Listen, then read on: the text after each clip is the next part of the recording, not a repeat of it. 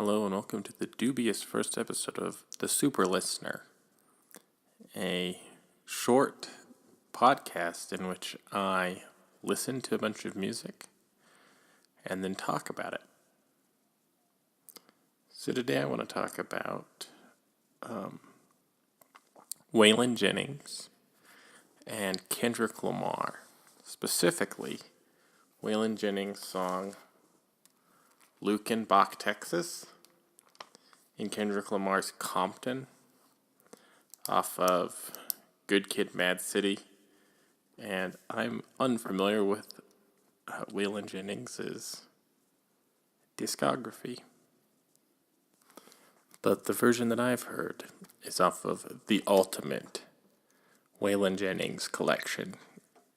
And it really struck me as interesting because I've listened to a lot of Kendrick Lamar, but I haven't listened to a lot of country music in my life. So when I heard Luckenbach, Texas this morning, I realized that this was going to be the first one that I cover in this series of audio blog things.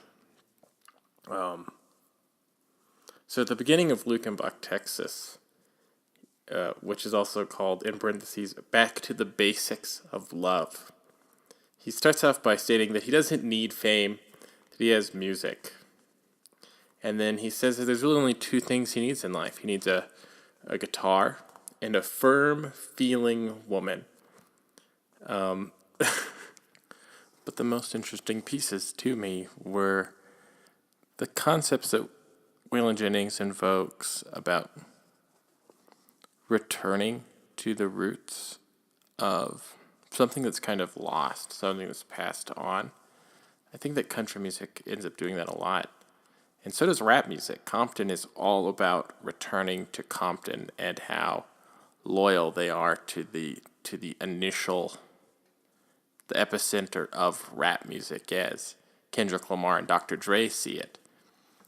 In Luckenbach, Texas, Waylon Jennings mentions bringing Waylon, Willie, and the boys to Luckenbach to get back to the basics of love. But then they talk about the fact that Hank Williams won't be there because he has sad songs. And another country musician who I'm not familiar with has songs about trains. So the transient nature of his music won't lead him back to Luckenbach, Texas.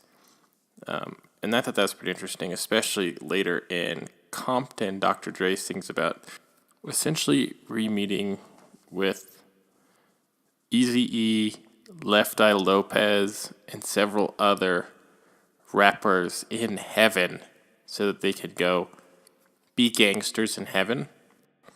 And I've seen that in some country music. There's this concept of, like, in heaven you'll also be a cowboy. And Luckenbach, Texas kind of evokes those images, even though it doesn't exclusively talk about the afterlife.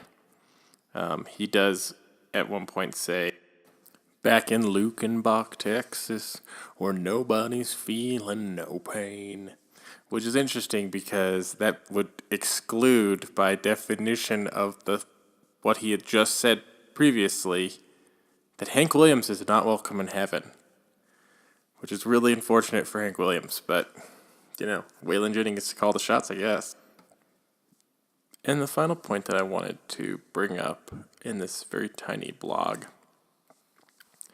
is the concept of wealth in Luckenbach, Texas. It's really the major difference between Luckenbach, Texas and Compton, between the two different artists. Tonally, it's